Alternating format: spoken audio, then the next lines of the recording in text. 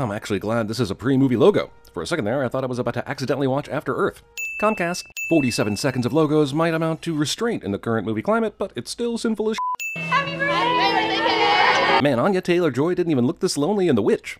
That's what happens when you do a mercy invite. So Casey is that weird outsider girl that no one is friends with? Where's this high school where the misunderstood outsider girl is also the hottest one? I believe you wanted to invite everyone. Dad, I can't invite everyone in my art class except for one person. Wait, her f***ing art class was the only target for invites? Is Claire in 3rd grade? I'm proud of you, I think. She gets detention a lot, and she yells at teachers sometimes. Expositional parenting. This abduction takes place outside a pretty f***ing crowded strip mall in broad daylight, but nobody notices the lengthy attack on the father or the incapacitation of 3 teenagers. This is the one that he's really funny. He does these weekly videos. The girl's final moments of freedom are spent discovering the CinemaSins YouTube channel for the first time. This mirror is pointing severely downward and could not be used for anything except building suspense. Certainly not for driving. If Dennis shuts the trunk, that would imply that the confrontation with Claire's dad is ended, right? So why does Casey see nothing in the side mirror right after the suspicious banging, but sees the spilled leftovers right after he shuts the trunk? Did super clean freak Dennis just kick those to-go boxes over for fun after he knocked out Claire's dad? Also, geez, look at all those leftovers. Didn't those girls eat anything? Hey! I know we're going for suspense and the girls in the back were absorbed in their phone, but dude was in the car for 30 f***ing seconds before anyone says a f***ing word. That is entirely too many seconds.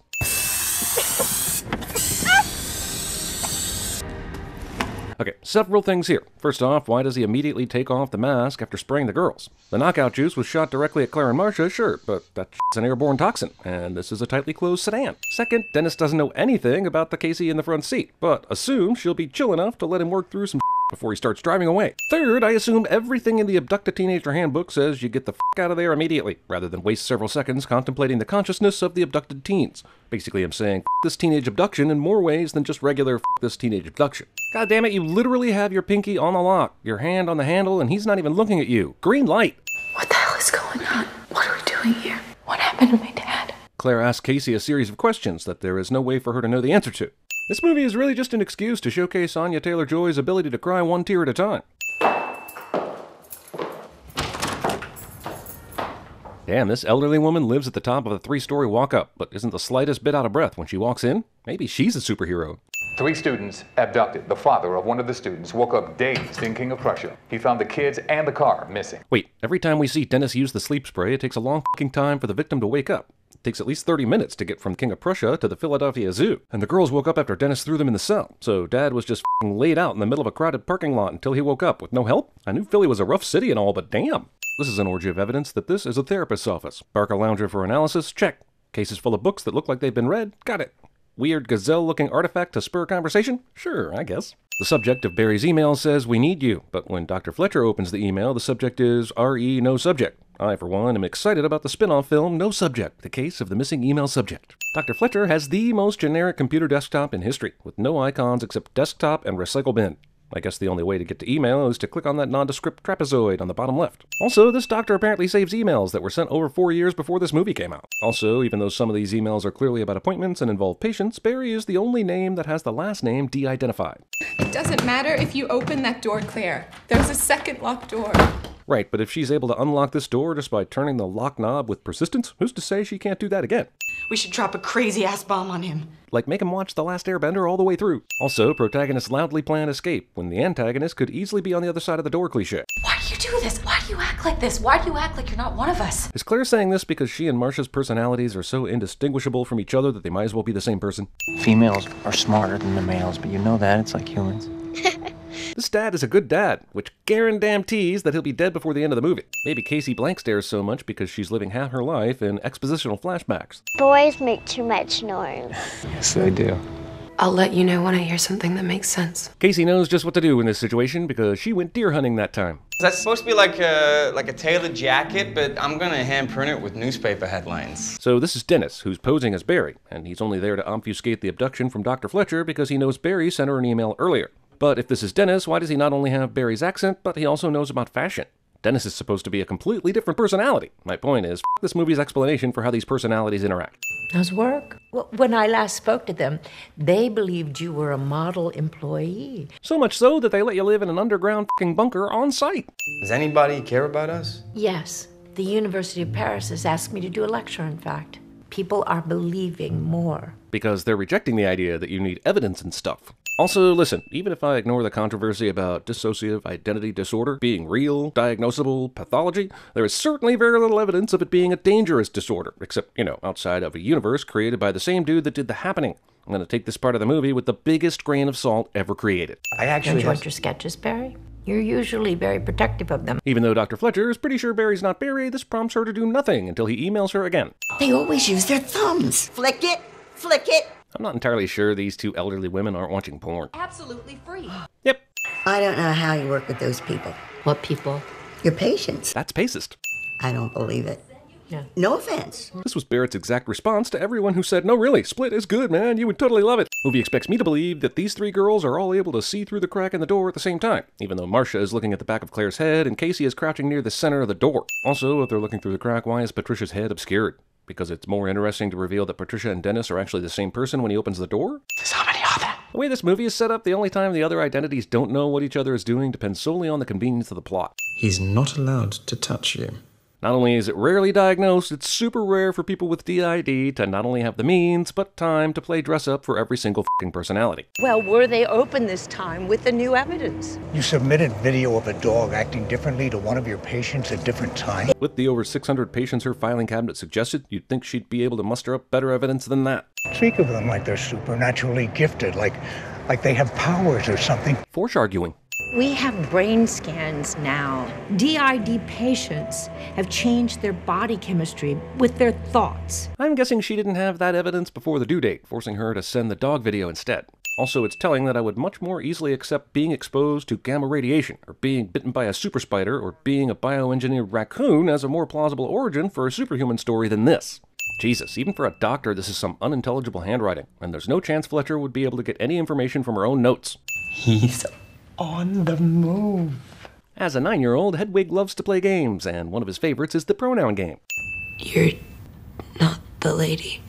What are you, blind? Hey, no need for that sass, considering you all know you live in the same person's body, and you know you're stuck inside one person's head. I stole a light from Mr. Dennis, but he'll be back real soon, and he'll know and get angry. And they're aware of each other. But Mr. Dennis? He said that you followed those two girls for 4 days? So were Marcia and Claire together for 4 days? Or did Dennis follow Claire and Patricia follow Marcia? Wait. Also, if he was stalking them, why did he pick the moment after the birthday party when another girl and Claire's dad was with them to finally abduct them? Come the f*** on. We just saw Hedwig in full Hedwig costume walk away, so it took less than 13 f***ing seconds for him to change mentally and sartorially into Dennis? This zoo just happens to have human-sized ductwork to properly regulate the temperature of this underground bunker. Claire should have known she'd be caught after hiding in what is clearly Davy Jones' locker. Look at your sweater. It's ruined. It's dirty. Remove it. Because we have hot teenage girls in our movie, and we're gonna make the most of it, damn it. You'll not see your friend again. So why didn't he put them in different cells in the first place? There's obviously plenty of room, and a guy as fastidious as Dennis should know that it's more difficult to deal with 3 versus 1 in an enclosed area. You take off your skirt, you take off your shirt.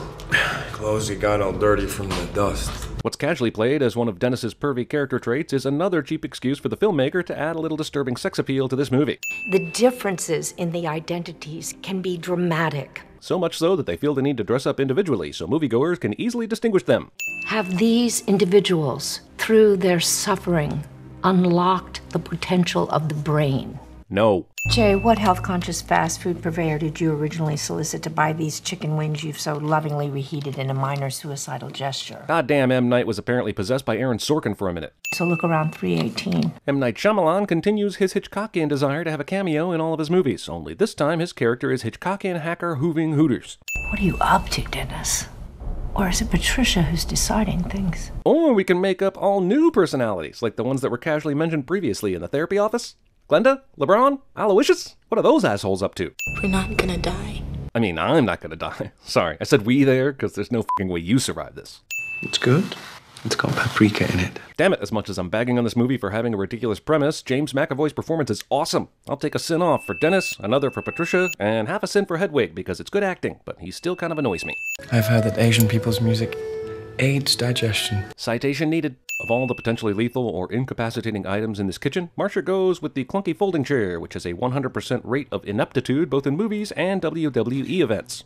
So the Beast is a legendary figure in Kevin's mind, but Hedwig says he's done terrible things to people before. Does he mean in actuality? Because Kevin Barry's been chilling at this job for 10 years, and Fletcher's never met the Beast, so when the did that happen? See, every one of us has to wait in a chair, and Barry, he decides who stands in the light. If all the personalities are sitting in chairs waiting for their turn in the light, then what the are they doing in the meantime? Do they all have fidget spinners or something to keep them occupied? Fletcher may indeed be a doctor, but the only degree we're clearly shown here is a master's, so I'm calling into question her qualifications. Also, Tulane University's obviously a made-up school anyway. Can I guess that you emailed me in the middle of the night due to garden variety issues? And Dr. Fletcher is the anti-Sherlock. She's seen the news reports of the girls that were taken on the same day Barry emailed her. She also knows Dennis and Patricia support this terrible Beast character, and that they're likely at the wheel here. And yet she hasn't done jack to alert the police or a colleague or anyone that could be helpful in figuring out if there's a link to the girls. She's just been jacking off with M. Night while eating Hooters. You and Patricia have never met the Beast. That's because he's not an alter. Ha ha ha, case closed. Nice job, Karen. Let's wrap this up and head down to Applebee's while it's still happy hour. Hang on, does every alter get their own room? And if so, how efficient is that? There were 23 of them, and Barry has the light the majority of the time, so is he supposed to clean up all their feed the gerbils, etc.? This dance is equal parts hilarious and terrifying, making it essentially a Drake music video. I'm being held in a basement. I've been abducted with 2 other girls. Tell Larry and Finch I said hi.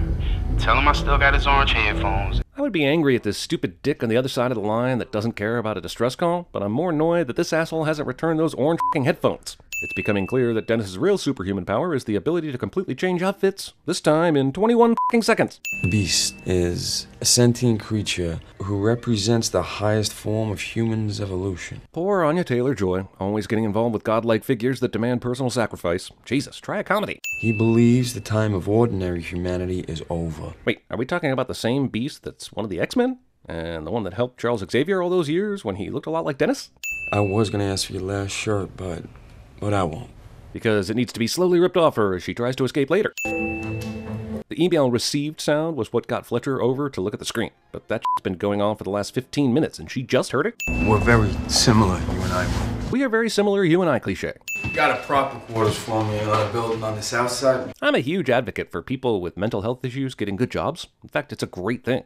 But even people without severe psychiatric illnesses should be looked at suspiciously if they live underground in a fucking zoo, especially if they work there. He wrote about a woman in Germany who'd been blind for 10 years. Then 3 of her identities developed sight. Her optical nerves regenerated because of her beliefs. With discoveries like this, Dr. Fletcher should just leave the therapeutic field and dive straight into the clergy. He's on the move. What does that mean? I don't understand. Dr. Fletcher would be excellent at CinemaSins. Who are you going to meet? Him. Damn it, they were about to get through this entire vague conversation without playing another pronoun game. We need to get out of these rooms.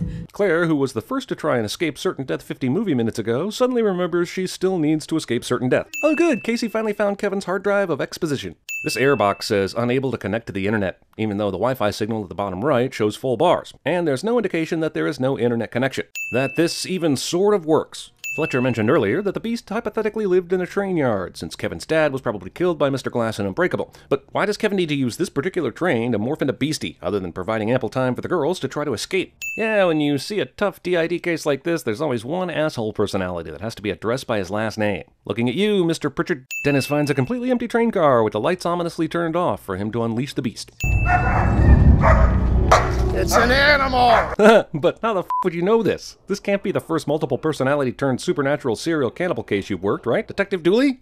Fletcher has the wherewithal to write Kevin's full name down, but isn't able to say it out loud, which has a much better shot of making the captive girls aware of it. More like Vane's McAvoy, am I right? The Beast loves Dr. Fletcher enough that he cuddles her to death. Okay, even if this is a supernatural cannibal beast thing, why just eat a little bit of the midsection and leave almost the entirety of delicious Marcia meat lying on the floor? Let's go. There have now been 2 savage murders, and Casey has heard screams from neither of them. Claire Carpaccio. Yeah, it's creepy and everything, but does the Beast really need to be crawling on the walls right now to get to Casey? Or is he just showing the f*** off? Holy shit, for a guy that just eviscerated 2 teenagers, Kevin's hands are amazingly blood-free. You kill me. Wait. Fletcher said it would be goddamn devastating for the alters to hear Kevin's full name. So if it's so f***ing powerful, why does it only last less than 2 f***ing minutes again? Kevin went no grub. Kevin is asleep. Why doesn't saying that name work after the first time? Because M. Night says it doesn't work after the first time, motherfuckers. Even though he could easily kill her, the Beast prefers to Padme Casey's shirt for future viewing. The impure are the untouched. Let's talk about the Beast's plan. He wants to rid the world of the untouched, but why? Is this just a tiny twist on horror movies always focused on killing the f***ing virgin? Let him show the world how powerful we can be. Powerful enough to convince the movie studio to make a sequel. Just like that crazy guy in the wheelchair that they put away 15 years ago. What was it? Apparently no other weird murders have happened in metropolitan Philadelphia over the last 15 years, leading this waitress to openly muse about the one other link to a twisty Shyamalan movie. Mr. Glass. So is this the big M. Night Shyamalan twist? This movie shares a universe with Unbreakable? Considering the current trends in movies, I wouldn't consider the creation of a cinematic universe a twist. It's really more of an expectation at this point. Wait, David's still working a menial labor job that requires a Dickies work shirt? How has he not moved on to superhero elsewhere? The DCEU could have used his ass for the last 5 years.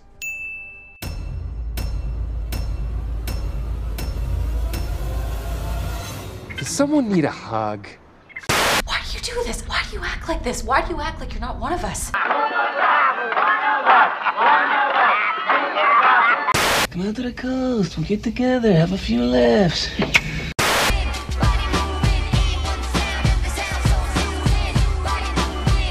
I've heard that Asian people's music aids digestion.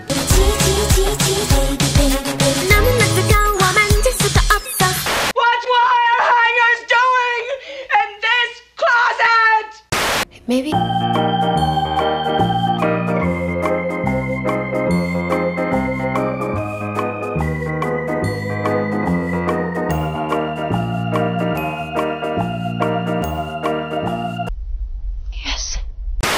The beast? He's coming for you. Don't mock me.